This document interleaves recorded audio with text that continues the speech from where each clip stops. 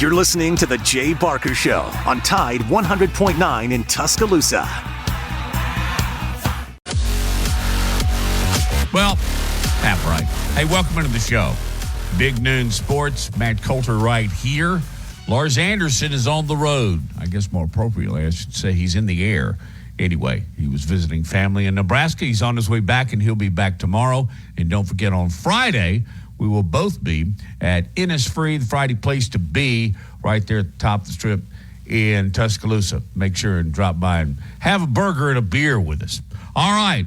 Since Lars is traveling, I thought I might get my partner on the weekends, Kerry Clark, to sit in, since he is now a part of the Town Square Media, TVC, and Tide 100.9 family.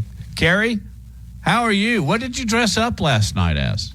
Well, we had bought these pumpkin heads for the Town Square Media group photo yesterday that was sent out nationwide. So I helped my wife answer the door last night, dressed in black head to toe, with a scary-looking pumpkin head pulled over my my head, like a jack-o'-lantern head. And the kids, most of them got a kick out of it. One or two of them were scared, but a good time was had by all. We had about 2 hours of steady trick-or-treating there. I'm glad that you participated. You know, some people get to our age, they don't do it anymore. I had thought about going to a movie because it's half off night in Tuscaloosa in the movies, but I was like, nah, I can't do that. I didn't know that. Yeah. I didn't know that. That's pretty cool. All right, let's start there. What would you have gone to see, if I may ask? Probably that, whatever it is, the Flower Moon thing. Yeah. With Brando and all them. I want to see it. I'm not a big fan of cursing. I know it's got a lot of that, but eventually I'll probably bite the bullet and go to it. I did that with the Elvis movie, so it is what it is. All right, as long as we said this, I'm gonna throw this out there. I watched The Joker the other night, and man, that is a deranged movie. I haven't seen it, but I heard it was violent. It's violent. It's mind-boggling. It's awakening. It's a lot of things. But one thing is absolutely for certain: Joaquin Phoenix can absolutely act. All right, enough of that. Power playoff rankings are out. I'm assuming, Kerry, you have seen that, and our listeners have as well. By the way, this is going to be a very phone-friendly show. So get on board right now. We'll talk the entire first hour. Chris Walsh from Bama Central will be joining us at 1 o'clock. The number is 205-342-9904. So did anything on the top four, we'll go through the top 10 since Alabama's eighth, anything surprise you about the first playoff rankings? I thought Alabama might be a little higher, like 6 or 7, coming off that big win over Tennessee, but they left them at 8, which is where they already were in the coaches and the AP. So I thought that was a little underestimatory, if that's a word. I would have had Alabama probably 7th or 6th. But either way, Alabama is in a position to where if they run the table, and they know this, but if they run the table, including a win over Georgia and Atlanta, they're going to get in the playoffs. Being 8th this week it's not great, but there's still a clear path. Yeah, Bama can take care of things, and I think a very convincing victory over LSU would help. But then again, with this team, Kerry, a victory over LSU by 1 late. I'll tell you right now, Matt. What's that? I would take a 1-point victory right now. Yeah, I would too. LSU, when you have an offense that potent, the last thing you want to do is get into a score fest because they'll win it. But I think Alabama's defense is up to the task. So it went Ohio State, Georgia. I actually thought they might have been a little bit lower. Michigan, I think that's pretty clear right there by virtue of their so far pretty weak schedule, is 3rd. Then Florida State, Washington, Oregon, Texas. You said Alabama 8. OU is 9th. And how about them Rebels? Ole Miss comes in at number 10, which just getting back to the question concerning Alabama, Texas, Oregon, and Washington, okay, is Washington's victory over Oregon, does it carry more clout than Texas's win over Alabama? Because it certainly appears so. Well, I think the Texas win over Alabama seems almost like distant past right now. I realized that it happened, and the voters realized that it happened. But in the meantime, Texas has lost a game, and there's no guarantee they won't lose another one playing without their starting quarterback. So as bad as that hurt Alabama at the time, I think it's kind of like distant past. I think what really helped Georgia be higher than maybe some might thought was the way they dominated against Florida in Jacksonville. Absolutely beat the crap out of them without Brock Bowers. And this is not one of Florida's better teams. I think we all know that. But Georgia went out there and showed up and showed out. And I was a little kind of relieved they weren't number one. But they're still in great position. As far as the question, I think the Washington victory over Oregon will be remembered way more than the Bama loss to Texas, man. I really do. Yeah. By the voters, the people that – and this is really the only poll that counts. Let's be honest. The other ones are window dressing, but they're fun. They're talk radio like fodder. them. Yeah. And they succeed. See? Case in point right now, but we're talking more about the power rankings. And those are the ones, I mean, when they lock it up in the vault, top four are going, and there's not much you can do to argue about it. Even though there are cases like last year with Alabama. You know, a lot of people thought they deserved it. And then, was it 2 years ago? Texas A&M probably should have been in. Boy, Texas A&M in trouble. Wow. I'm dancing all across the stage here. But Alabama, LSU, give me your initial thoughts give me two things, Kerry Clark, Alabama must do to come out on top Saturday night at Bryant-Denny. Number one, they got to play for 4 quarters. They need a combination of the first half against Arkansas and the second half against Tennessee all rolled into one game. And that's what it's going to take to beat LSU. So that's number one, is playing for 4 quarters.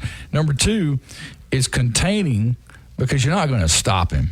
You know, what was the old phrase? You can't stop him, but you can only hope to slow him down.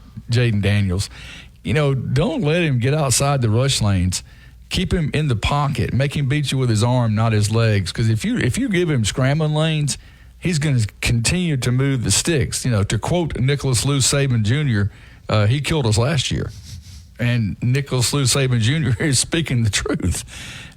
There were times last year when Alabama's cornerbacks and safeties did their job, but one person maybe didn't contain their rush lane, and he got outside or he got inside or what have you, and he continued to move the chains with his legs. He is equally as dangerous running the ball as he is throwing the ball, and there's not that many quarterbacks that can say that. If he chose to run more, Jalen Milroe could say it, but he likes to prove to people that he's, Mr. Pocket. Well, Jaden Daniels is not like that. If he sees an opening, he's going to take it. And when he takes it, it's normally a first down for LSU, which is more time on the field for the defense and da-da-da-da-da. So, yeah, I'd say, play for 4 quarters and contain Jaden Daniels. That's my 2 keys. I woke up with a sniffle this morning. I don't want this cool weather, did it? Although I haven't been outside, so. Yeah, my chair's right by a window, and you know how it is outside right now. Yes, well, I know how the studio is. It is cold when it's 100 degrees. And I'm wearing a sweater. Well, might need to. I need a coat. Right now, it's not even 40 degrees yet. I think it is now, but anyway. Very, very interesting. Hey, what I'd like to do is take a break and come back, and I think that's funny. Earlier in the year, I would have said that Deion Sanders and Colorado Buffaloes were the biggest story in college football, and many agreed. The biggest story in college football is in Lansing, Michigan, and it just keeps getting worse. You'll hear from Jim McElwain in just a second. Hey, this is Big Noon Sports. It's Matt, Kerry Clark, Justin Jones. Hey to you, the man behind the glass. Join us at 205-342-9904. Big Noon Sports is presented by Haley Sansing, Union Home Mortgage.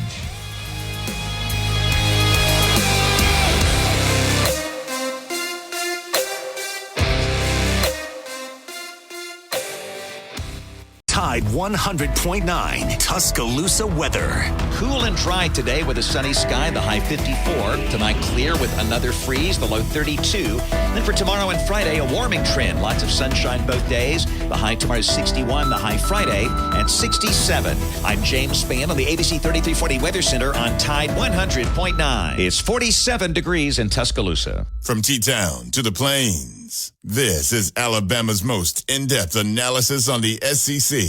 This is Big Noon Sports. Now, before we go any farther, we've obviously are aware of a picture floating around with the sign stealer guy. Our people are doing everything they can to get to the bottom of it. We're totally unaware of it.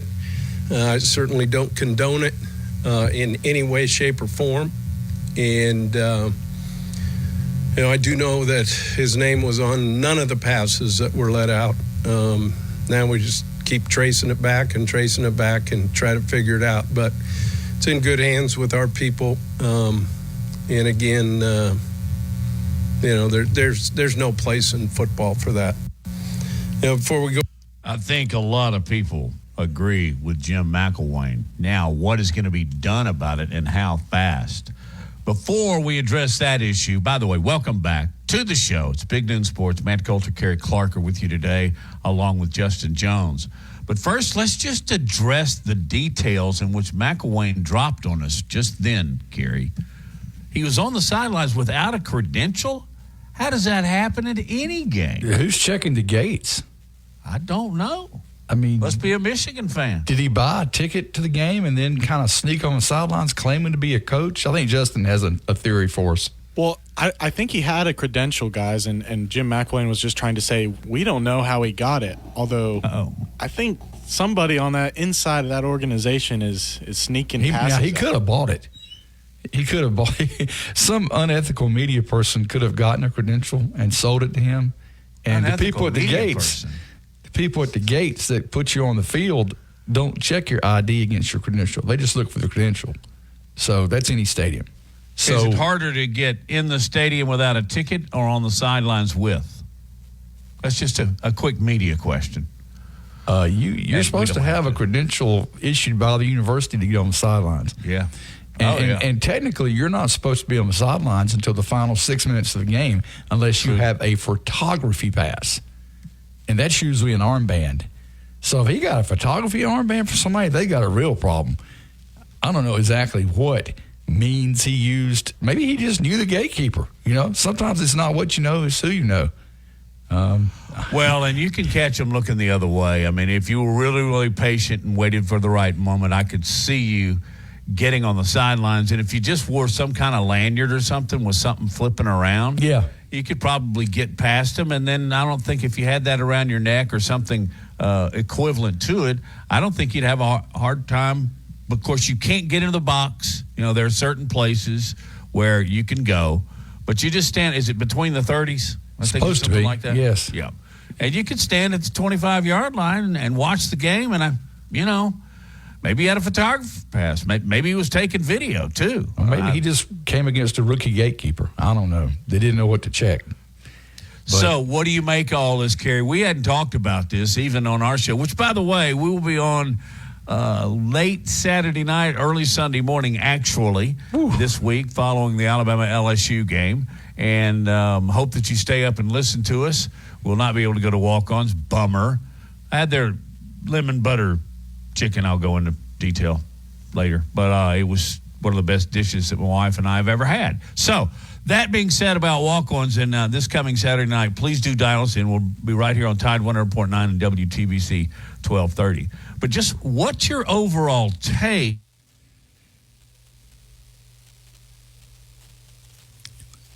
Justin, I've lost Matt. Okay, we're working on getting the clean feed fixed there. I will say this. I haven't closely followed this situation. I've only read a few paragraphs about it here and there. What I do know is that, rules were broken, NCAA laws were broken, and punishment must be meted out.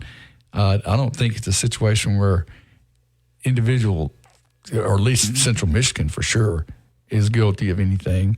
It remains to be seen if any of the bigger schools in that state are guilty of anything. I just, it's all I can do to follow Alabama and the SEC, and I'm certainly no expert on the Big Ten or Michigan State or anything like that. But I realize that at some point there's going to be some penalties handed out, but I would be egregious to try to guess who and what and when.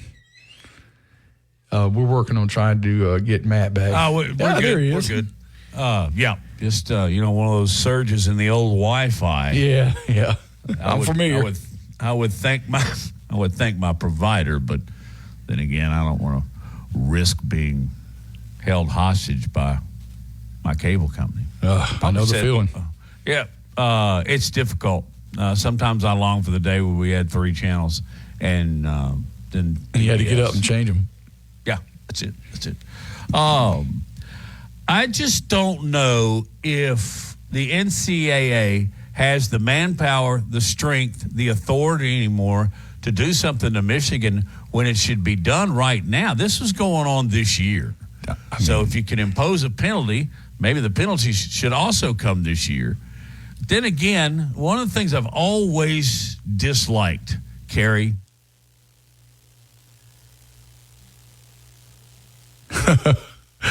You take it up there, Justin. Yeah, finish that sentence. You work with Matt a lot.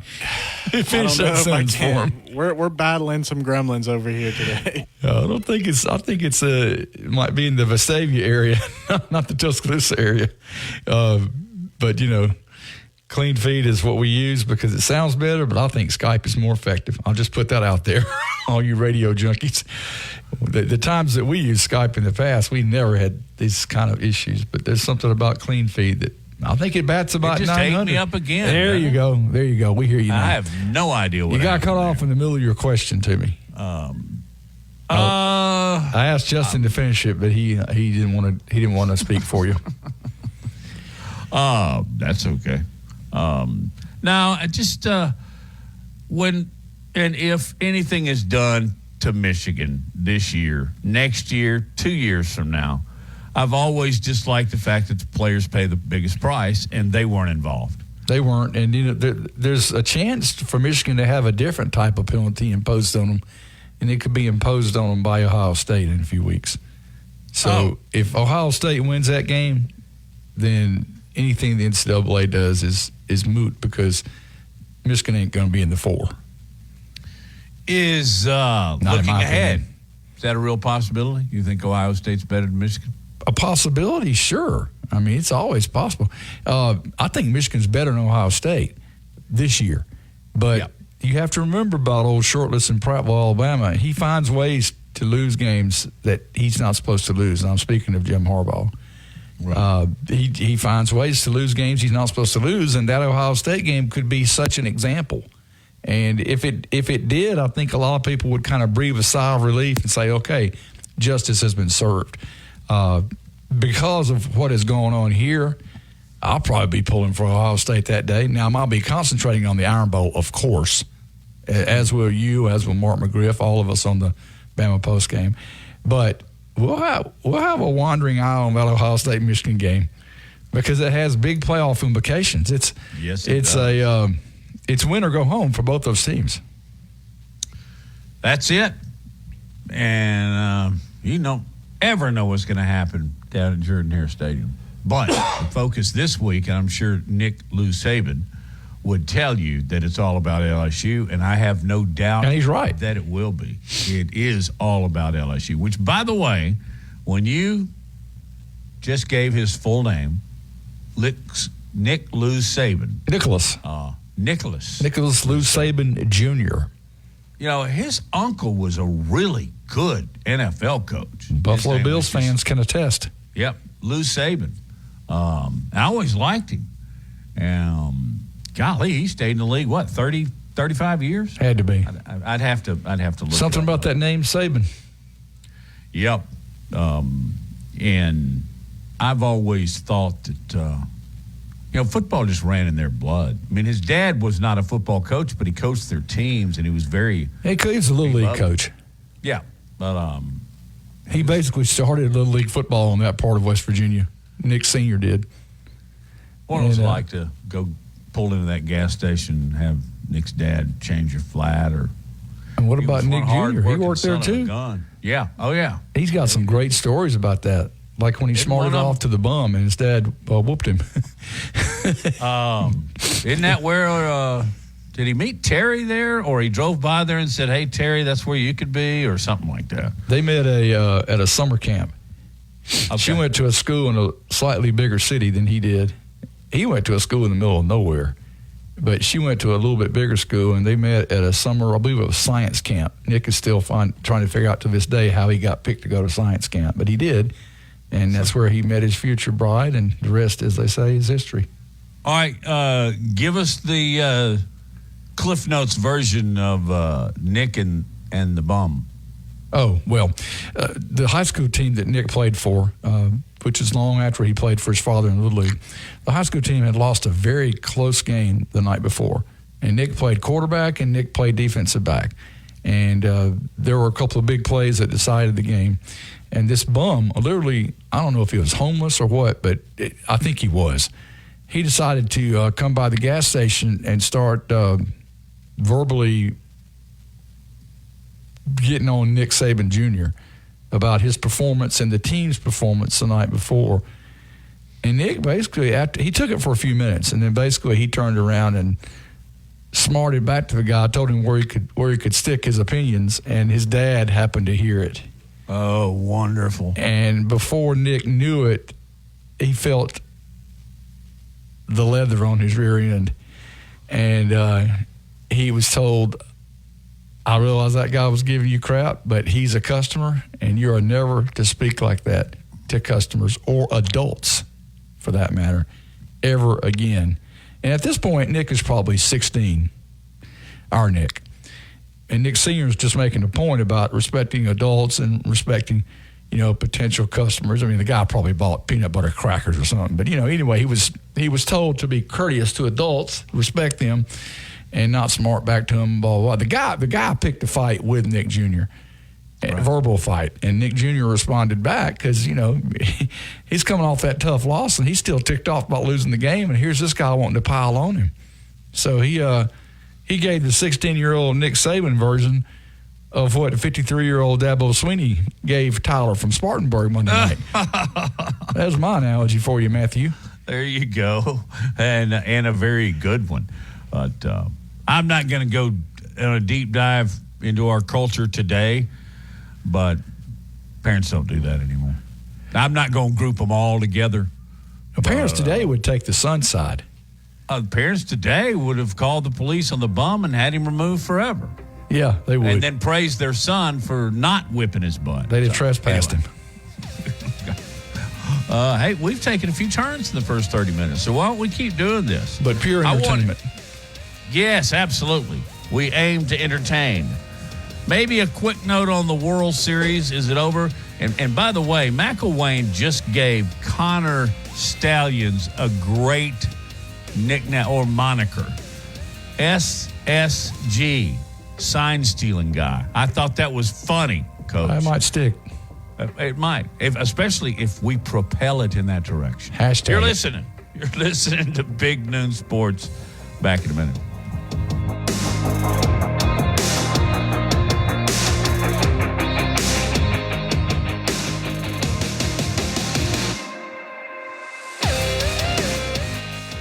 More Big Noon Sports coming up.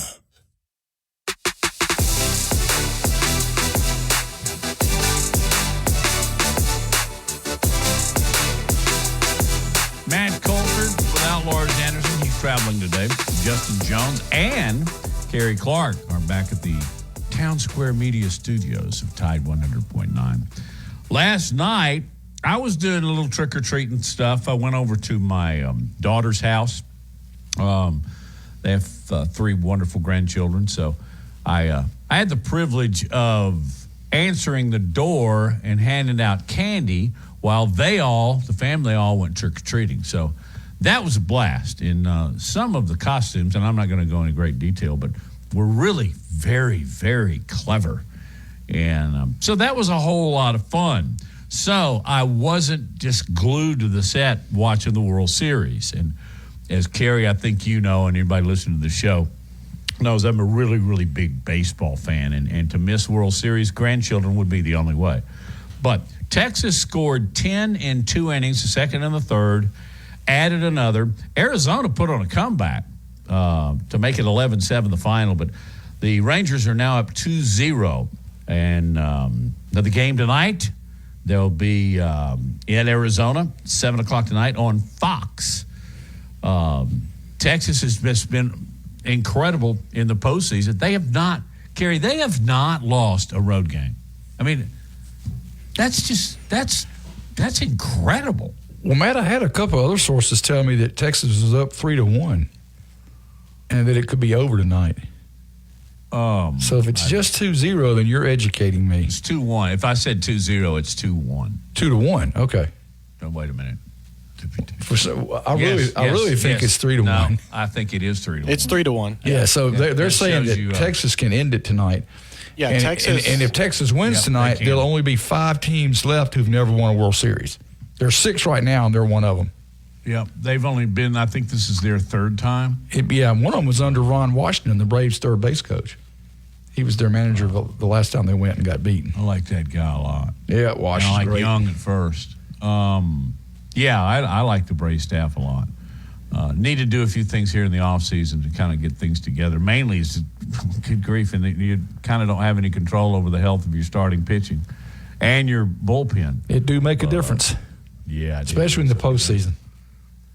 And I misspoke. It is 3-1 because when Texas won the pivotal Game 3, that just ensured that they'd at least get to go home if they lost a couple more. But now they may win the darn thing on the road, which I very kind of possible. hate it for the people. I'll be surprised if they don't, really.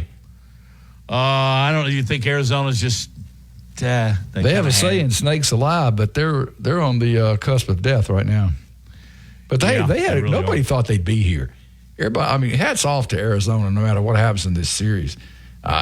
First off, nobody thought they'd make the playoffs. Radar, Kerry. They weren't even me on my either. radar. And they play in our league, the Braves League. So I thought, hey, I never thought they'd even be a playoff team. But me either. They got hot at the right time, and I've seen other teams do that, including the Braves, and few and far between, but it has happened. So, the fact that they made it this far is incredible. Well, they got to win 1 of the next 3, and I think that's doable. And you may be right. Fun with they may sew it up tonight. I'll be surprised if they don't. I will tell you this, and I am just guessing at this, but I think it's guessing with an education. I'm also thinking this may end up being one of the poorest ratings for a World Series since television. Well, I would have to agree because it's 2 teams that only their fans care about. There's no nationwide appeal for either one of them. Yeah, and I think some baseball is lost in the youth of America today. But I still love it, and I'll still be watching. And tonight I can actually sit down and watch the whole thing. So that'll be a pleasant way to spend the evening. But it's not even being really respected by media outlets, Kerry. This is scary. You go to the front page, the home page of ESPN, World Series isn't even mentioned. I mean, with the Braves out of it, my circle of friends would rather talk college football than they had 2 World Series teams they can't name a player on. I think most of my friends would probably rather talk about college football, even if it were the Dodgers and the Yankees. So anyway, speaking of that, let's get back and talk about the NFL because, it kind of rained on the Raiders. Their head coach, Josh McDaniels, and their general manager, David Siegler, both fired yesterday in the middle of the season. And I do mean in the middle of the season. I don't have a good memory for stuff like this, but that doesn't happen very often. I can't even remember the last time it did. How about you? Oh, I know it's happened, but I can't off the top of my head remember the last time. But you have to understand, Matt, and you do understand this. You do this for a living. we live in a world of what have you done for me lately? So, and again, this goes back to Tyler from Spartanburg and Dabo. You know, it doesn't matter how many 11-win seasons you had. You're 4-4 now, and I want to know why we're paying you $11.5 million. Well, Josh McDaniels may not be making that much, but he's making a lot, and he's not producing. What Josh McDaniels is a very good offensive coordinator. Yeah, there are guys like that, aren't there? And he gets to, yes, sir, and he gets to be a head coach, and he's proven now twice that it's not his cup of tea. But there's a lot of money to be made and NFL pensions to be made by being an OC. There's nothing wrong with it. I'll tell you this much. I don't think he'll be out of work very long. No. Maybe a few what weeks. Do you think? I think most coordinators at top-level college football programs probably make $1 million or more. What do you think they make at the NFL level? 2? I would guess so, yeah. Boy, I remember when, back in the day we could actually hang around the assistant coaching staff.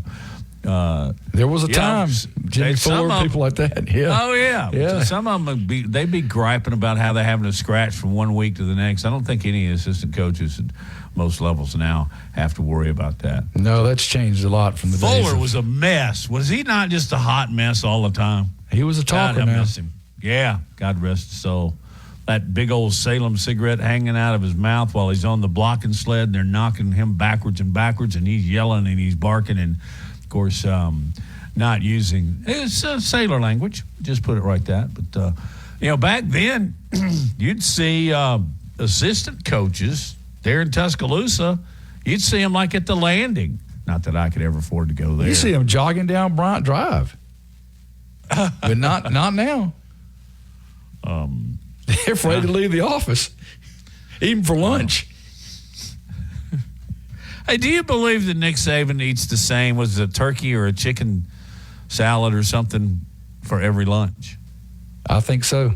Yeah. He don't even leave the office to get his hair cut, Matt. There's a lady comes up there and does it while he sits at his desk. That's dedication right there. Well, there was a guy preceded him by several years named Paul William Bryant. Paul Bryant went to the barbershop. Yeah, he had that one. Was it down? Then on 15th Street, Mr. Whitley. Yeah. I still go to that barbershop, by the way. Do you really? Yeah. Is there stuff hanging in it? Oh, yeah. On the walls and Yeah. stuff like Bryant? And There's all kind of little pictures and all. Now, the owner has retired and his son has taken over, but I tell you one thing, when it gets hot outside, they'll give you a good flat top over there. I'm all about that. Yeah, you are. It's grown out now, but I'm all about it when it's hot. Oh, my hair's all over the place. It's ridiculous. What little I have left. But anyway, you're listening to Big Noon Sports. It's Kerry Clark along with Matt Coulter. And when we get back, another exit of question in the National Football League. And, of course, you get Kerry to break down LSU, Alabama again. One more time. You're listening to Big Noon Sports presented by Haley Sansing, Union Home Mortgage.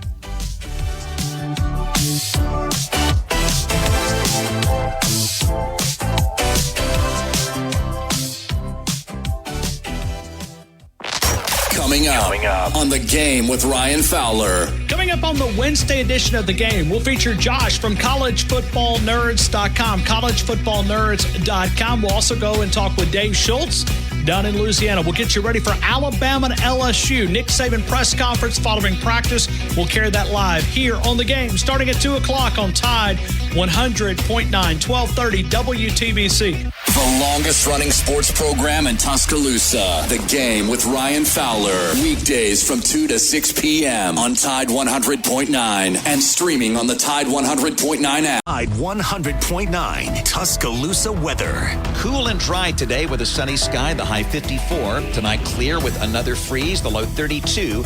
Then for tomorrow and Friday, a warming trend. Lots of sunshine both days. The high tomorrow is 61, the high Friday at 67. I'm James Spann on the ABC 3340 Weather Center on Tide 100.9. It's 49 degrees in Tuscaloosa. This is the Big Noon Sports Network.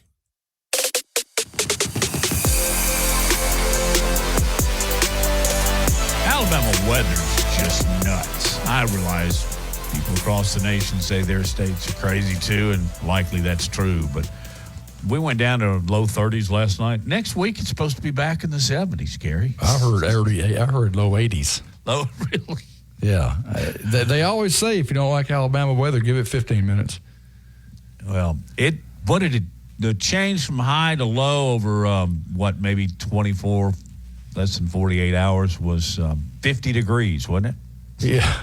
Well, James says it's 49 right now, but sitting by this weather, I don't know, man. By this window. By that window, you probably feel like you're in Montana. Oh, man. Hey, this was an odd story, and we'll just briefly mention it. But Chicago Bears running back coach David Walker has been fired. Okay? Again, that happens midseason. Even for an assistant coach, I don't think that's very often. Now, they did not release anything. They just announced that their HR got involved, and the statement said standards were not met. Okay? Now, I don't know if you want to get specific. There'll probably be legal issues here, so you can't. But, boy, does that leave it wide open. So, anyway, I just thought that was an interesting story in light of the fact that back on September 20th, offensive coordinator Alan Williams resigned due to health and family reasons. So I don't know if that necessarily means there's trouble brewing with the Chicago Bears or not, but given their record, maybe that's going on. They've already won more than I thought they would. But anyway, they're not good. Yeah. No. And, man, when's the last time Chicago was relevant? When they had what's his name? Bears. The last time they were relevant when the Vandy guy was their starting quarterback? What was his name? Cutler? Probably so, yeah. Jay Cutler. Yeah, I would say that was the last time. Yeah. All right. You attend a lot of the Alabama media interview. Like yesterday. Yes. They were doing players. What were the players available? It was let's see. J.C. Latham, offensive lineman. Uh-huh. It was Kool-Aid McKinstry, and it was Chris Braswell. So we had a cornerback, an outside linebacker, and a right tackle on offense. Okay, Kool-Aid was there. Did he say anything about punt returns? He said he didn't want to give it up. We had Isaiah Bond last week dropping a hint that we might be seeing him pretty soon back there.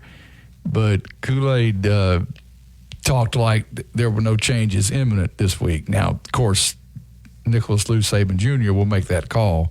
We'll see who's back there for the first punt Saturday night. But based on the way Kool-Aid reacted yesterday to questions about it, I think it's going to be him. I think the whole Bond thing was a little smoke and mirrors to throw a curveball to Brian Kelly perhaps. But I think at least early on it's going to be Kool-Aid. Now, Saban went into detail last week as to why he still wanted Kool-Aid back there. He said that he did misjudge one ball, but on the others, it was ones that he wouldn't have wanted him to catch because they were inside the 10. They just took unfortuitous bounces and rolls, as some punts can do. Kool-Aid is a dynamic punt returner if he gets a fair shot. But these rugby guys and these people with the 5-second hang times and all that, they take that away from you. They do. And it's become a science. Last year he was so dangerous, they just started kicking away from him. you thought he was Deion Sanders last year. Yeah. But he was second in the nation, I think. He might have been first. I think average per, he might have been first. He averaged a little over 17, I think, over return. That's remarkable. But they started kicking away from him this year, and gosh, he's got a terrible return average, like 4 or 5 yards. It's not good, and there's been a lot of minuses. I know he had one 2 weeks ago that was like -7. So that being said, LSU will be wise not to kick it to him, and I'm sure they won't.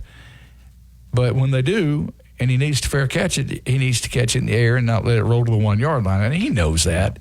It's easy for us to sit in the stands in the press box or in front of our TV or on social media, act like we could have done better. But as somebody that used to catch punts in practice, I will tell you, it ain't easy. No, Lars and I have gone over this time and time. And, Well, you did it. Then if the laces come down in a really bad way, rip the skin off the palms of your hands. Yeah, I never did it in a game, but I did it in enough practices to know how hard it is and how much concentration it takes. And and we didn't even have great punters at my high school. They weren't there weren't 5-second hang times, and they weren't rugby. There was no such thing as rugby punting back in the mid '70s. And by the way, Matt, I invite you to go to my Facebook page and watch it. The only 2 highlights I had in my varsity career. Really? They're very inspirational. One of them is me horse collar tackling when it was still legal a running back that went on to play for Clemson and the Falcons. His name was Clifford Austin, Avondale High School. I played for Stone Mountain High School. And the other one is my very last game. I asked the coach to put me in because I was a backup. I mean, I played on the kickoff team, but I was a backup safety and receiver. And I could tell the season was about to be over. And so I asked the coach to put me in as my senior year, and he put me in there. And dang it, the Decatur quarterback didn't throw the ball right to me. And fortunately, I caught it and ran it back about 10 yards. So those 2 highlights are on my Facebook page now. So you remember that. So you go on there and watch them, and you'll have a whole new – and that was 100 pounds ago for me. But I just want to let you know that. Yeah, but you're a tall guy. I can see you making those plays. Yeah, I did. I wasn't a great high school player. My coach pretty much treated me like a walk-on. But I'll tell you, my coach, Tom Van Tone, was a Tennessee Tech quarterback. And let me tell you 2 quarterbacks he played against. They played for the same school. All right, hang on. Let's see. He played against 2 well-known people. Did he play against Meredith? No. He played against 2 well-known people at the same school. And if I told you the school, it would give it away. So I'll just tell you their names. Go ahead. Terry Bradshaw and Phil Robertson. Oh, well, that's... Now, back when we were sitting around PE telling tales of Coach Fantone's college career, he didn't know that Duck Dynasty was going to be a thing, so he never mentioned Phil. Phil Robertson, by the way, once threw for 400 yards against Alabama at Bryant-Denny Stadium, but he also threw 4 picks in that game. They lost. But Coach would tell us about playing against Bradshaw and how he could sling it about 80 in the air. And he just was amazed at Bradshaw's arm. And this was when Bradshaw was a young Steelers quarterback. This was mid-'70s. And but my coach was a starting quarterback at Tennessee Tech. That's cool. I thought for some reason you said Texas Tech. Therefore, that's why I went to the Southwest Conference erroneously. But that's I probably an spoke interesting too story. fast. Is there anything to what we used to hear when Duck Dynasty was on, that Robertson was actually ahead of Bradshaw on the depth chart at one time? Well, he was. And then he decided not to play his senior year. Because he wanted to call Ducks. He wanted, he also wanted, I won't say he wanted to start a family, but biology caused him to start a family. So him and Miss Kay were not married when the first was conceived. But there's actually a movie that was recently out called The Blind, and it's like The Blind as in a duck blind, and it's the biography of Phil Robertson. I saw it about 3 weeks ago. It was pretty inspirational little flick. It didn't get a lot of PR, but it was really interesting to find out some things about Phil that I didn't know. I'll say this. He had a raucous young adulthood before he met the Lord. Yeah, he was wild and crazy. Very much so, and I didn't even know that. I mean, he owned a bar, Matt. He owned a bar. I can see that based on what I've heard about his youth. But he, this is mid-20s or so. And then he met the Lord by a local pastor, and everything changed, thankfully. And he started making those duck calls, and the rest, as they say, is history. But Phil was a great college quarterback at Louisiana Tech. Not to mention his days in West Monroe. He was a great quarterback in high school, too. Wow. They even had a guy in the movie playing Cy. I love Cy. You can imagine that. Who's the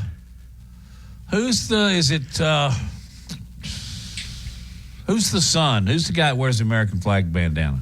Oh, that's no, it's not Jace. Jace is the one with the big. Oh, Willie. That's Willie. Wow. He was back in when Duck Dynasty was just off the charts as far as his popularity. he was a grand marshal for one of the races at Talladega. Oh, Willie was? Oh, yeah, I remember that. Yeah.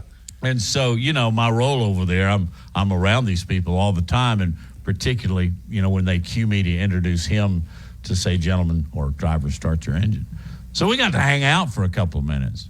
Just what a remarkable, very articulate, smart guy. Seems like a nice guy. I think they all are when you really consider what they represent. Yes. I'll put it right there, and I love what they Great success story. I wonder what they're doing these days. Well, they've got a show on Fox Nation. You have to subscribe to it and cast it to your TV, where Jace and Jep and this other friend of theirs go treasure hunting. It's nothing to do with ducks at all, Matt. They literally go to people's property and take metal detectors around and they look for treasure. It's a pretty fun little show. The size on there a little bit, but not much. Just a few minutes a week. Some of those Louisiana backwoods probably have some stuff you'd rather not find. Whoops. All right.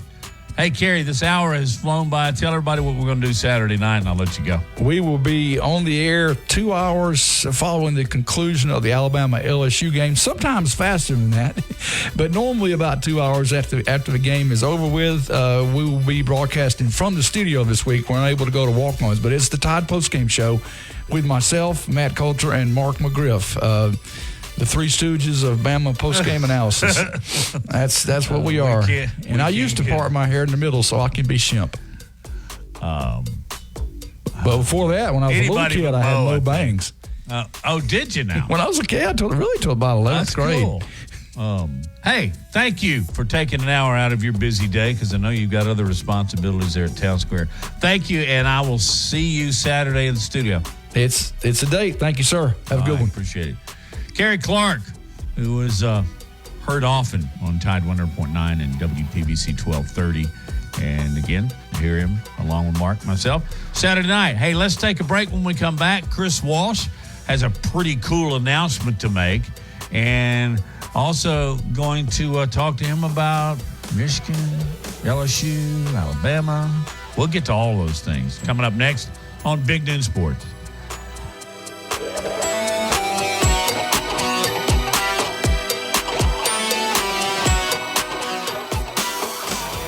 Laura Lee Thompson is known as the Bama Broker. She's a Tuscaloosa native, an Alabama graduate, and the only realtor in town with Wall Street experience. A skilled negotiator, Laura Lee knows how to buy low and sell high. And the Bama Broker isn't just going to show you houses. No, Laura Lee is going to educate you on the market, guide you to homes that fit your budget, and teach you how to sell your home for its maximum profit. Throughout the entire process, the Bama Broker will equip you with the tools you need to both buy a home and build financial wealth through home ownership. Trust me, the Bama Broker, who's as roll tide as houndstooth, will get you across the goal line. That's Laura Lee Thompson, the Bama Broker with Advantage Realty Group. You can reach her at 205-790-7229. Again, that's 205-790-7229. And you can also email her at lauralee@thebamabroker.com. That's lauralee@thebamabroker.com. WTBC Tuscaloosa and W265CG Tuscaloosa, a Town Square media station. Tide 100.9 and streaming on the Tide 100.9 app. From the Fox Sports Studios in Los Angeles, here's Monty Bolaños. The Texas Rangers are one win away from their first World Series title in franchise history. They will face the Arizona Diamondbacks for Game 5 tonight at 8 p.m. Eastern Time, and you can catch all the action on Fox. Nathan Eovaldi will be on the mound for Texas, and Zach Gallen gets the start for Arizona.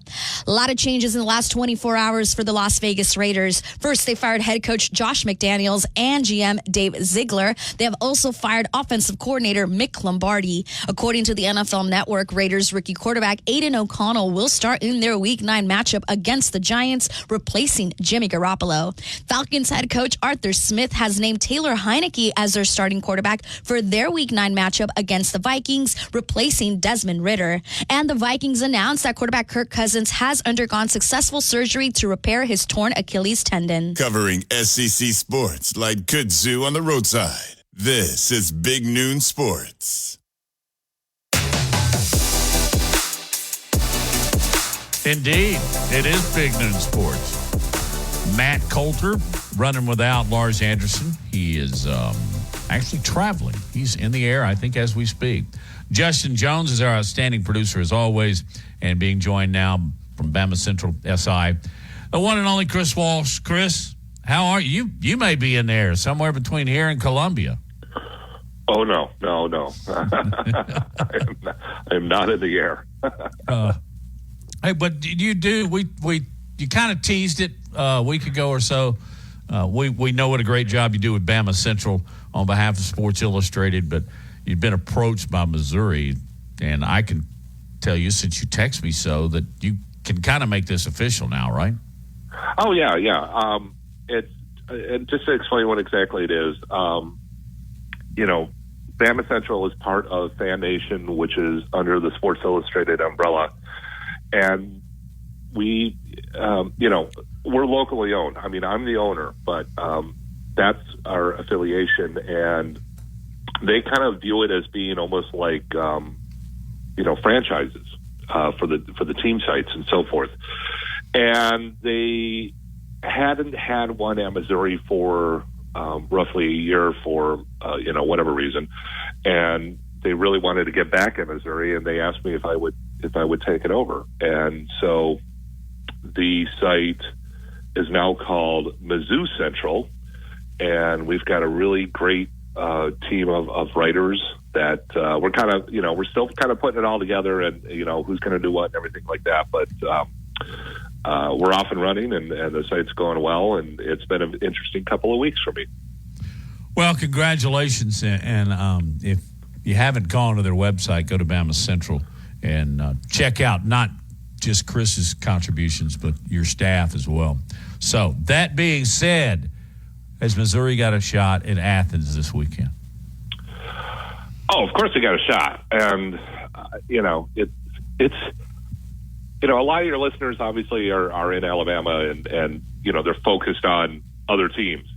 Most of them probably Crimson Tide, some Auburn fans, UAB fans, whatever, maybe even some Mississippi fans. I don't know. But this team's better than people think. And they've had some very interesting games this year. They've got they've got a great running back. They got the kind of quarterback that when the coach says, run through a wall, he kind of backs up to get a little bit more leverage kind of thing. And the defense is underrated. It's a good pass rush, really good pass rush. So if I was a betting person, obviously I think you got to go with Georgia at home. I mean, just because the talent that Kirby Smart has, and the College Football Playoff Committee probably didn't do any favors by making Georgia number 2 instead of number 1, because I'm sure they're going to be like, oh, really? 2-time reigning champions. Let's go pound a team that only has one loss.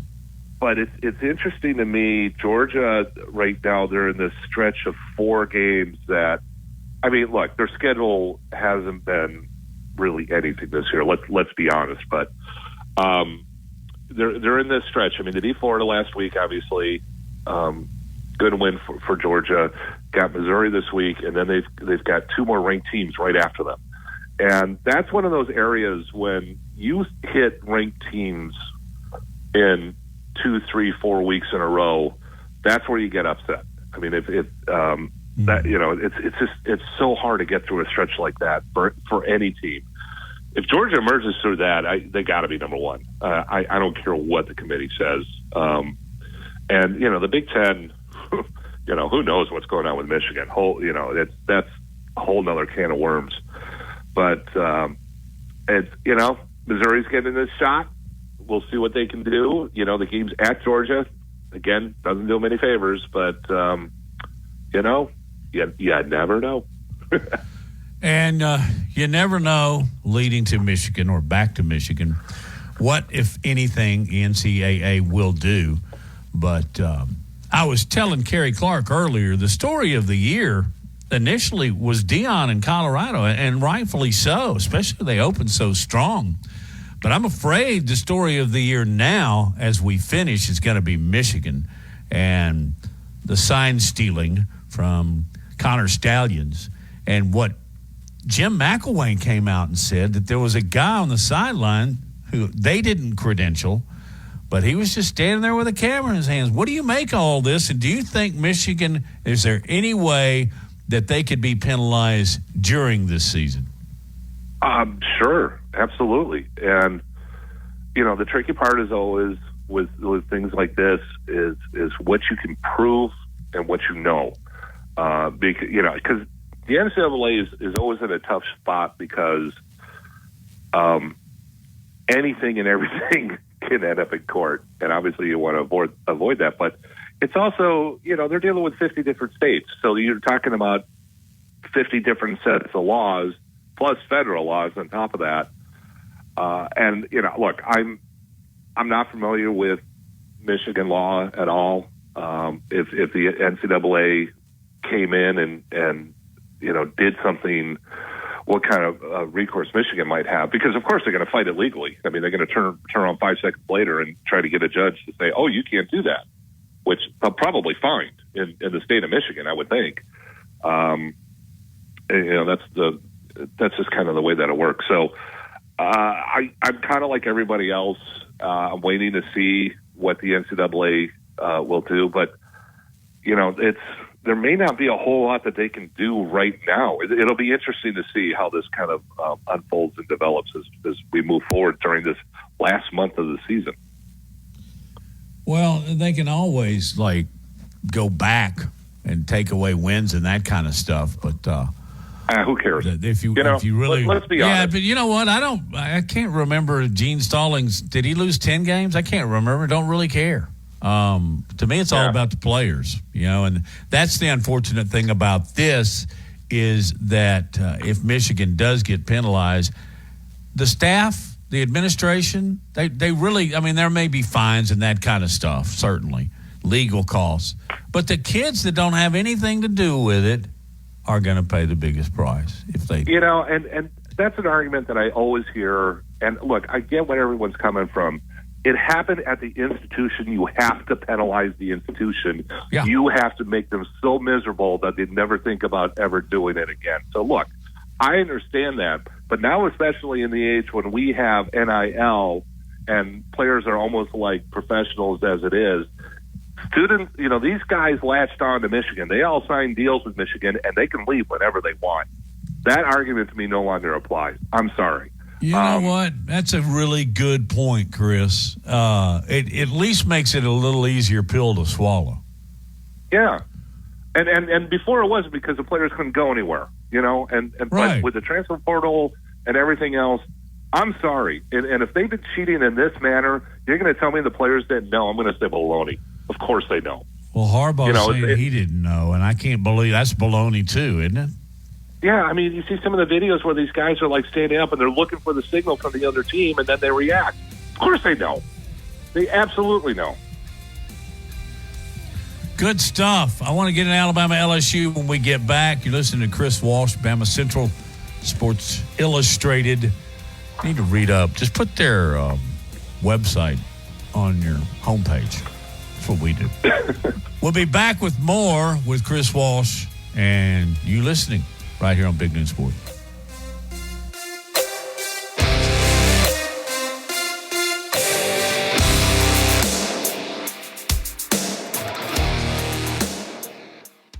Tide 100.9 Tuscaloosa weather. Cool and dry today with a sunny sky, the high 54. Tonight, clear with another freeze, the low 32. Then for tomorrow and Friday, a warming trend. Lots of sunshine both days. The high tomorrow is 61, the high Friday at 67. I'm James Spann on the ABC 3340 Weather Center on Tide 100.9. It's 51 degrees in Tuscaloosa. The best sports talk in Alabama. This is Big Noon Sports.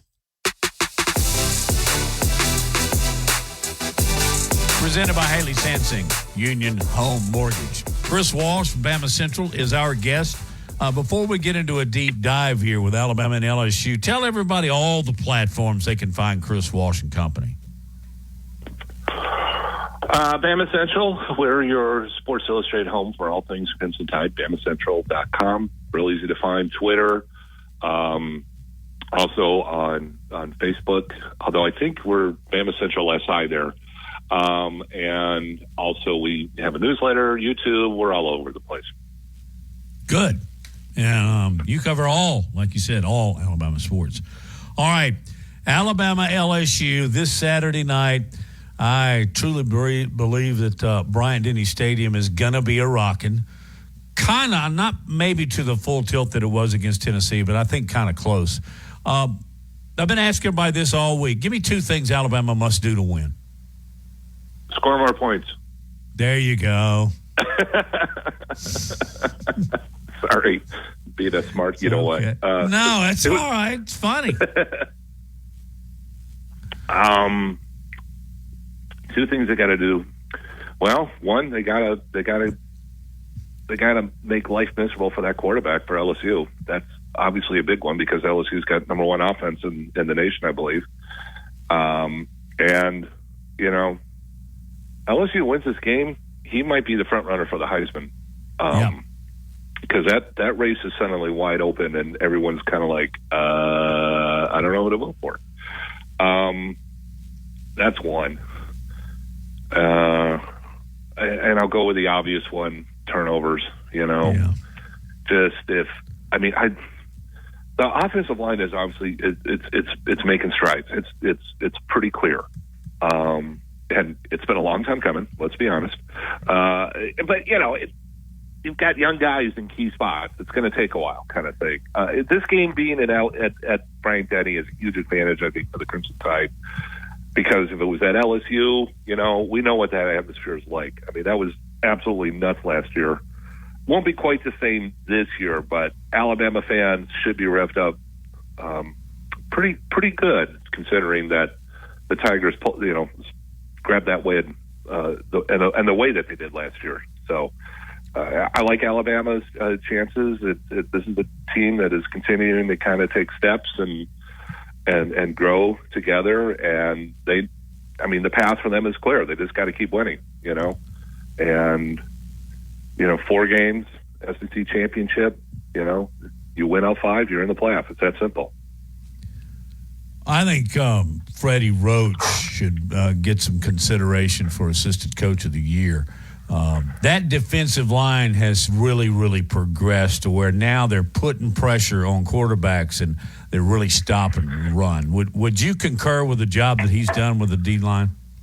Yeah, and he's a really good recruiter as well and personable. And you know, this is one of those guys that I covered him, obviously, at Alabama when he was a player because I've been here so long now.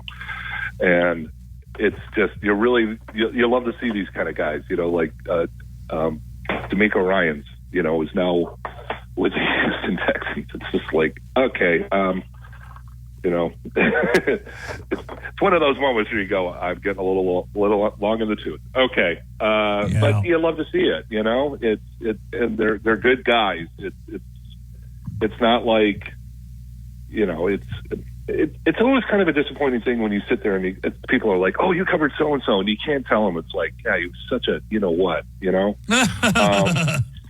And that's not the case with these guys. I mean, I really liked them when they were here as players, and to see the way that they've grown and developed and become really good coaches has been so much fun. Yeah, I do tend to remember the really good guys fast. Yeah. Because I guess that's just the way I walk. But, be honest with you, I've been doing this longer than you, Chris. That doesn't mean anything other than that I'm older than you, okay? But even when I was doing Auburn, I was doing Alabama most of my life, I really don't remember one guy that was particularly hard to deal with. Of course, that's back when you had guys like David Housel as a sports information director, and he educated his student athletes before people were educating them with the media. And in turn, that helped us. So I've always liked that. But did you ever work much with David Housel? I'm just throwing this out there. No, I did. I mean, obviously, I've met him and gotten to know him a little bit, over the years from being here. But my first job was actually in Fort Myers, Florida, and it was a great area for talent, guys that would develop and get to the pros and so forth. Like Edgerrin James is one of those guys. I saw him in high school. He was like, a man among boys, and goes to Miami, and then becomes a Hall of Fame running back. And there are some guys from back then, and I will always think of very, very fondly. Even, but my first pro team was the Tampa Bay Buccaneers. And Tony Dungy was the head coach, and I think the world of Tony Dungy. But there were a couple guys on that team I will never forget because they were total jerks, kind of thing. And when you get to that level, that's not uncommon, because there's a lot of guys in those locker rooms, Major League Baseball as well, and even NBA and NHL, and to find personalities that can really perform well together on a field, it's a lot harder than people think. I'm really, really happy to know that Edgerrin James is a good guy.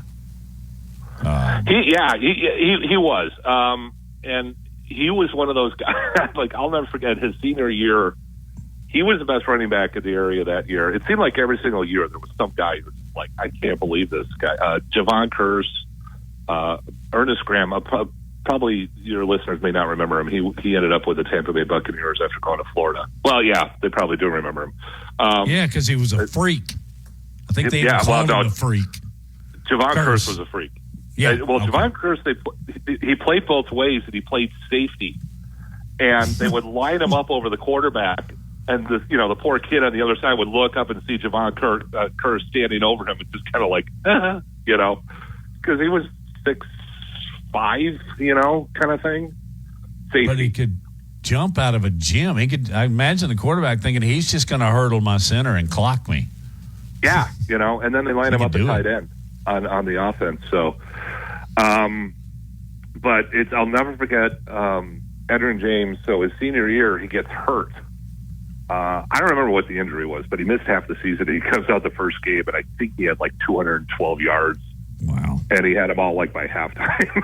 And it was just, you see these videos of like where, like the mascots are playing the little kids and they're just running them over kind of thing, which I'm not really a fan of, but it reminds me of Edgerrin James in high school, to be honest. What was that about the time that Warwick Dunn was at Florida State? I've always heard that he was an incredibly gifted man on the field and off. It was around that time. And then when I started covering the Bucks, it was the same newspaper. Warwick was there with Mike Alstott, and I came up with a nickname of WD-40, which didn't really stick, but that's okay. No, I actually think I've heard that before. And they were. You. They were a really interesting combo, and because it's. You never knew you were going to get hit in the mouth by Alstott, or it was Ben Run with Warwick Dunn, and then Trent Dilfer was the quarterback, who is now, of course, head coach. Maybe. Yep. So that was kind of that was an interesting locker room. John Lynch was the safety, who is now the 49ers president. He's more than the GM. John is a very sharp guy. I'll tell you. It's when I needed to know something and understand it kind of thing, I'd go to him. Lars knows him real well and has nothing but wonderful things to say about him. So yeah, he's great. The only thing I can pick on him is that he went to Stanford. Because I like to kind of poke fun at people from Stanford a little bit because they always remind you that they went to Stanford. Yes, they do. Yes, they do. Hey, Chris, I'm going to let you go. One more question, moving away from football. What's the latest you've heard about a new basketball arena? It's the last I heard, and I haven't really talked to anyone in a little bit about this, was they were kind of in a holding pattern because all the construction costs went through the roof when inflation went up so much. Now that inflation is coming down, that when it financially makes sense, they're hopefully gonna go kind of thing. I mean, they've got the land; it's cleared, it looks good. We actually posted a video. It was kind of interesting, where I started just off campus and I drove to where the new Sports Illustrated Resort is going to be, just across the river. And it was like, okay, here we go. And then, drive by the softball stadium. And then it's like, hey, by the way, those of you wondering where the basketball arena is going to be, that's where it's going to be. Because they took all the debris from when they tore down Tutwiler. They used that to build up the foundation. So you know where it is. And then right across the river, boom, is the resort. And it's less than a 2-minute drive. I mean, it's like a 90-second video. And it's just like, okay, we're here. That fast. Wow. Well, you just you go over the bridge? Is that it? The resort? You're talking about the, is it ESPN? Sports Illustrated. It's your bridge. It's your resort. Not yet. I'm trying to talk about the name in Bama Central, but for some reason that's not going over well yet. So. Well, you should be given exclusive membership, and you can pass that along to all your friends. I tell you what, we do podcasts, we do a lot of video work. We're going to be doing stuff from there every single day. Just about, and we're going to be doing it for some of, the other sites that we're getting involved with as well. It'll be just kind of, I'm going to tell them flat out, if you guys build a place where, people can do interviews or something like that, we'll be there every day, almost, Well, be fun. Yeah, they ought to have you a little studio, a little office. I mean, I don't think there's any question. That would.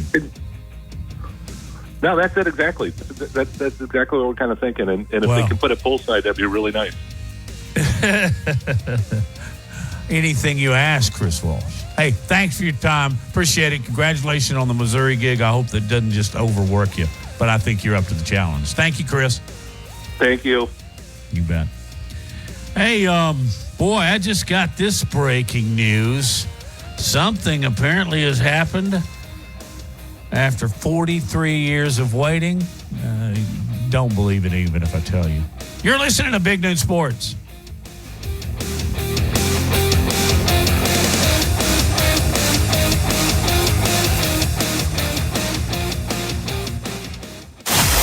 Built to win. Touchdown, Alabama! Built for championships. Throws intercepted, Alabama. Built by Bama. Alabama is still Alabama. The Crimson Tide play here. Join us Saturday as the Crimson Tide take on LSU at Bryant-Denny Stadium. Our coverage begins at 3:30 on your home for Alabama football. Brought to you by Birmingham Racecourse. BirminghamRacecourse.com. You can be a winner too. From T-Town to the Plains, this is Alabama's most in-depth analysis on the SEC. This is Big Noon Sports.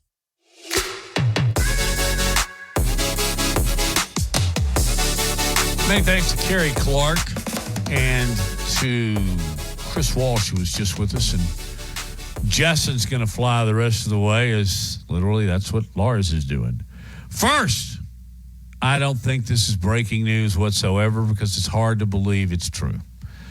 Now, you're too young to probably, I know you weren't around when this story first developed, but have you ever heard, and it's okay if have you ever heard of Jimmy Hoffa? Justin? Yeah, there's a great movie on Netflix called The Irishman with Yep. De Niro? It's got a great cast. Is it De Niro, I think, is the main character? Yeah, and they've got 3 or 4 other guys that you recognize. But yes, so immediately. from watching that movie, I've learned and since then looked up about Jimmy Hoffa. So yeah, I did. Okay, good. Well, he disappeared in 1975, and since then there has been, I guess you call it a manhunt. I don't mean to be morbid, but it'd be a dead man hunt. They would dig up areas. One time they dug up the northwest corner of Giant Stadium at the Meadowlands because somebody said he was buried there. Well, he wasn't. And now they're saying, interestingly enough, that they actually have found his site. And oddly enough, it's next to the current Milwaukee Brewers Stadium. Does it always have to have stadiums involved? American Family Field, where they believe Hoffa's body lies in a spot under where the demolished stadium's third baseline previously stood. So, wow. There's this group called Case Breakers, headed up by a former police officer. But they say he has the evidence that it's there. I'm trying to read down real quick. 3 credible witnesses are said to have claimed that 6 years before the demolition of Milwaukee Stadium, Hoffa's body was moved from another location and put in this one. So, all kinds of twists and turns when it comes to Jimmy Hoffa. But if I were a betting guy, they're going to find the same thing that Geraldo Rivera did in Al Capone's vault. Now, that one probably did go past you. All right. That one did. Did you ever hear that story? No, I don't think I have. Geraldo he would do a series of specials at night in prime time, and one of them was that they had found Al Capone's hidden vault deep beneath some building in downtown Chicago, and they promoted this like the Super Bowl. And here it comes, countdown, and they did it live, okay? Live television. Obviously, this is a long time ago, and that was pretty special for prime time. And so, he had all these camera crews, and they're wandering around through all these doors and entrances and exits, and it looks like somebody's basement, basically. You know what they found? Is it a load of nothing? Nothing. Yes, a big wheelbarrow full of nothing. And it was one of the biggest busts on television that we've seen, at least in my lifetime. All right, I want to get your take on LSU, and I've asked this question to everybody this week, so I have to include you. Don't say score more points. 2 things Alabama must do to beat LSU. 2 things. So I think I'll break it down this way. You can name more if you like. No, yeah. Offense and defense. The offense is going to be put in positions where they are going to have to score to keep up with LSU and Jaden Daniels. It's not something we've had to do. It looks like they've struggled to do it in the Tennessee game, although we got it done. When we really needed a bounce-back drive in that first half, not there. Of course, when we needed anything in that first half, it wasn't there. But is the offense able to, when we need points, go out there and get points by whatever means? Because that is going to be the key of this game. As much as we love that SEC football is typically defense heavy, I don't think this one is going to be. If it is, it'll be in Alabama's favor. Moving to the second point, the defense has to limit Jaden Daniels on offense. I think the score here is if you keep it high 20s, low 30s, that's going to favor Alabama to win the game. If it gets out of hand and, we're looking at it over-under close to the 80s, man, we're in trouble because if it's a shootout, I don't think we win. Like I mentioned before, the offense has struggled to find points when they need them, and it might be nasty in Bryant-Denny in that case. I agree on all fronts, and I've also said I think they've got to get out physical LSU at the point of attack, both sides of the football. And I like where the Lions are headed. I do too. I think. Go ahead, please. They started at 6? I think. I think it's going to be much closer. But as for another position I wanted to mention too, that's going to have a good day on Saturday. That's kind of been I don't think it's been overlooked, but it's not been talked about as nearly as much as I would think, is the Alabama receivers versus that weak LSU defensive backs. That's going to be a real point to exploit LSU on defense, and that's where, if the offense is going to score points, that's where we're going to see scores. And it will put more emphasis on Milroe making the 10, 15-yard completions because he can dump it and he can chunk it. But we'll see how that works out. But I think everyone I've talked to is in agreement with one of your thoughts, and that's we cannot get into a shooting match with them because they have more guns on offense. We have more guns on defense. It's so interesting how the offense at Alabama has changed just in the last 5 years, maybe, because when we had Tua, Jalen, when we had Mac, when we had Bryce, we could get into a shootout and we'd be pretty confident that we were going to be able to score points, especially with Bryce. Out of all possibilities, even last year, we knew that Bryce would get us in a position to score points and win the game, but we're not like that anymore. Now we're back on this defense. We're back on trying to milk the clock on offense, and it's going to be interesting. It's going to be interesting. Back in the era that you're talking about, it was rare that Alabama did not score the first time they touched the football in the game. Now it's rare that they do. You remember that? They had a streak of scoring on their first drive for like 11 games or something. It was we would always expect like a Tua, Mac, Jalen, just a deep ball. It seemed to always be a bomb that started the game off, and the opposing team fans would simultaneously groan at, our chance is gone. It's going to be a beatdown. You know, that was really, really true with Mac. Was it 2020, the COVID year? I mean, yes, they would score the first 3 times they had the football. That Alabama team, I think, should be mentioned among the best ever at Alabama, and maybe nationally as well. But I like that team, and boy, did they have a lot of weapons. You know where they all are now? In the National Football League. All right, got other questions to pose to Justin Jones, and if you'd like to join us at the tail end of the show, please do. That's at 205-342-9904. We'll take those calls on the other side of the break as you listen to Big Noon Sports, and our shout out to Laura Lee Thompson, the Bama broker, Advantage Realty Group. She'll be with us Friday, by the way, between noon and 2 as we do our show from Innisfree. Please come by, have a burger and a beer.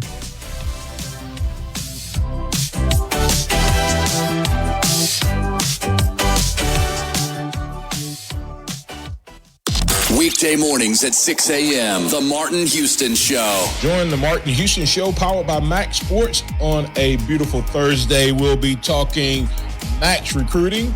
We'll also look deeper inside what the Crimson Tide needs to do to walk away with the victory. We'll let you know what we want to see more of. You can also add your thoughts and your comments to it as well. Join us. Catch the Martin Houston Show from 6 to 7 weekday mornings on Tide 100.9. Join Tide 100.9 Tuscaloosa weather. Cool and dry today with a sunny sky, the high 54. Tonight clear with another freeze, the low 32. Then for tomorrow and Friday, a warming trend. Lots of sunshine both days. The high tomorrow is 61, the high Friday at 67. I'm James Spann on the ABC 3340 Weather Center on Tide 100.9. It's 53 degrees in Tuscaloosa. From T-Town to the Plains, this is Alabama's most in-depth analysis on the SEC. This is Big Noon Sports.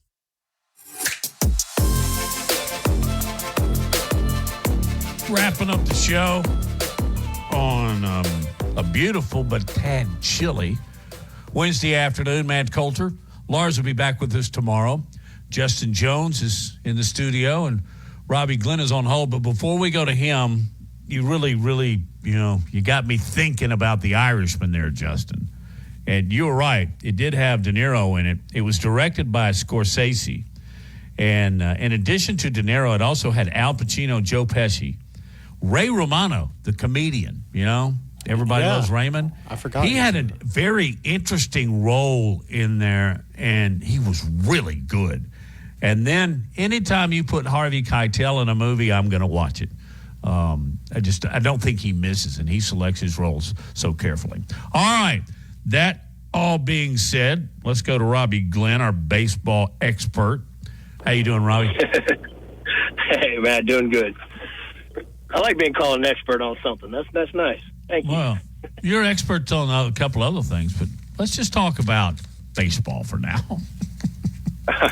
It's a joke. I don't even want to talk about World Series has let me down. I mean, I'm happy for Texas, but come on. The World Series, I want to see some like that first game. That was great, but now it's just Texas going to run away with it, I think, unless they can pull something out.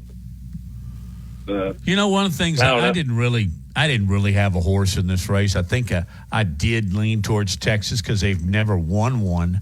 But one thing I always pull for, particularly if I don't have a team, is I wanted to go 7. Game 7s in whatever sport you're talking about are fabulous. And I don't think this one's going there. Well, then again, they came back against Philly. Arizona did, and I didn't think that would be possible. So you never know. They could. You really they don't. Could pull it out. And hey, I definitely want Game 7 too. That is the best. But I'm also ready for this weekend. LSU at night, man.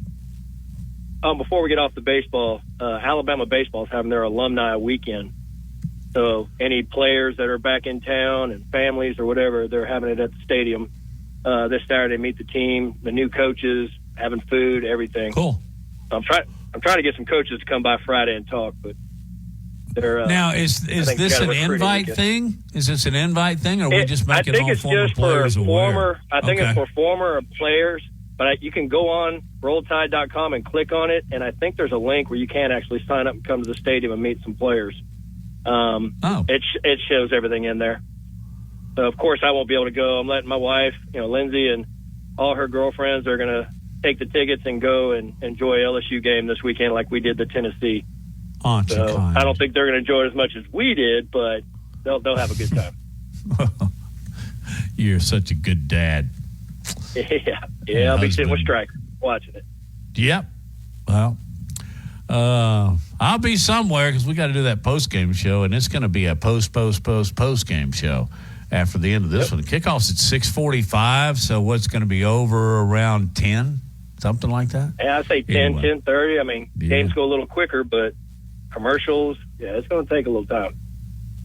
It is. So what do y'all think it's going to take for Bama to get this one? I've heard you've been asking everybody, what are they doing? I think they have to out-physical them at the line of scrimmage on both sides. They got to be tougher and meaner, and they got to hit harder and drive more on both sides of the football. That's my one take. What's yours? Yeah, I think so too. I mean, it's going to help that maybe I heard Wingo is out for them. That's going to help a little bit, but we got to stop Perkins. But I still think the key to us is of course, is stopping Daniels and their awesome receivers, Neighbors and Thomas, and stopping Perkins, like I said. But we got to get off the field with those 3rd and longs and 4th and shorts. If we could stop them on some of those and not give them up, I think that'll be a key.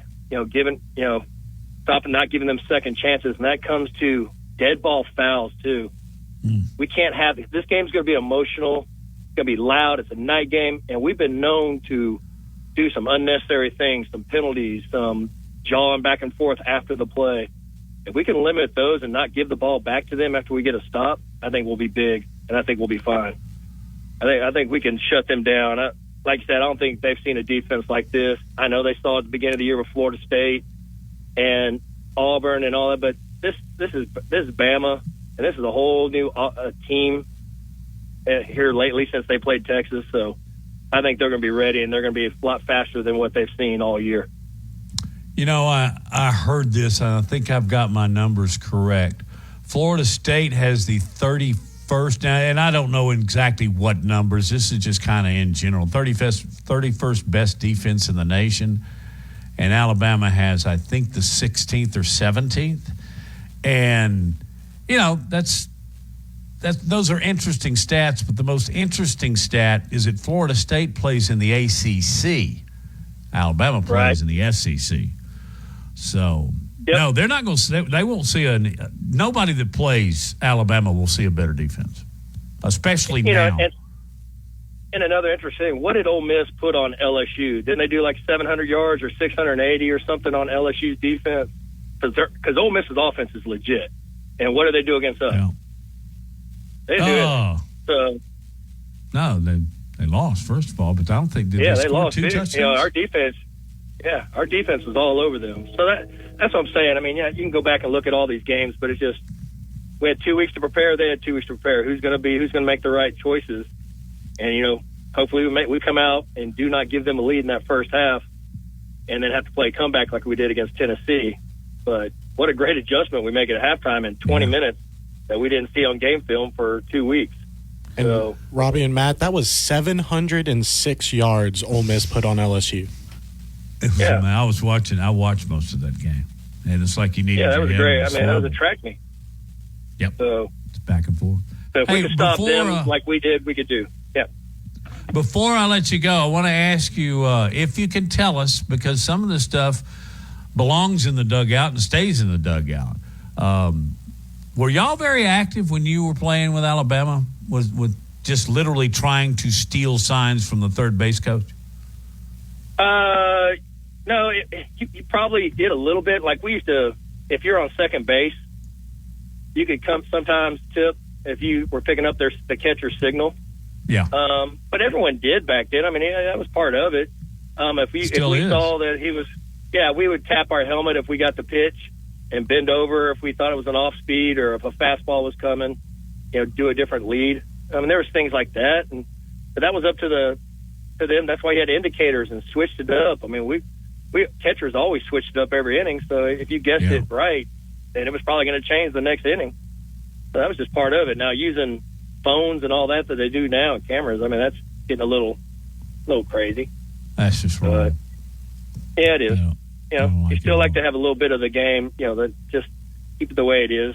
And but that's why these athletes get paid all this money, and winning is everything now. So, Robbie, come see us on Friday at the Free. I will be there Friday. I'm shooting for it. All right, good. Our bestest striker. All right, appreciate it, man. Absolutely, thank you.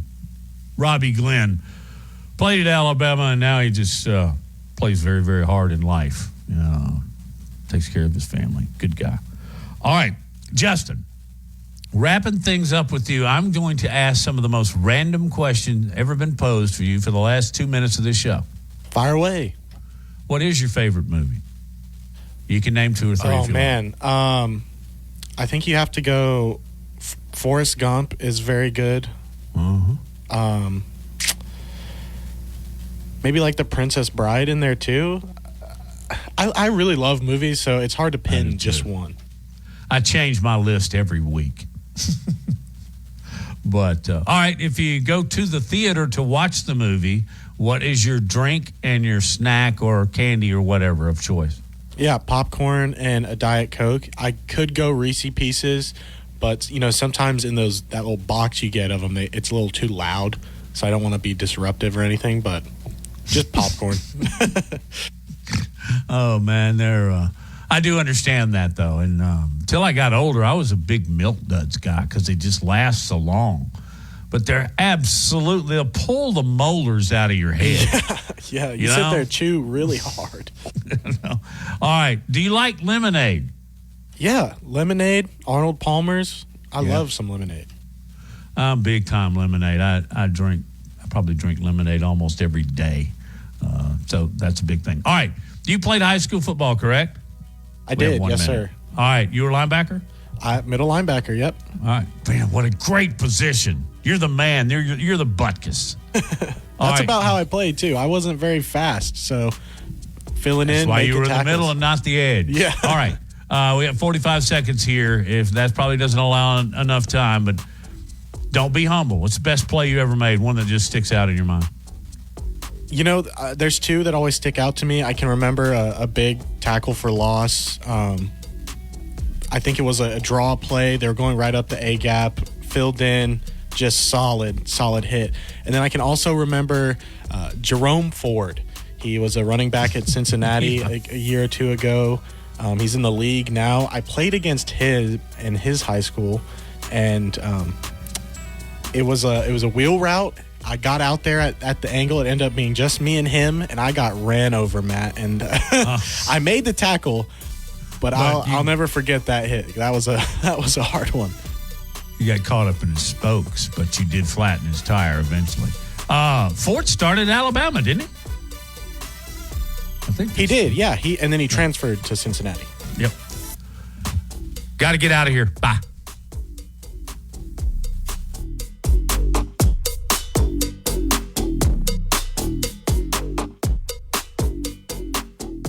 Hey, you. Yeah,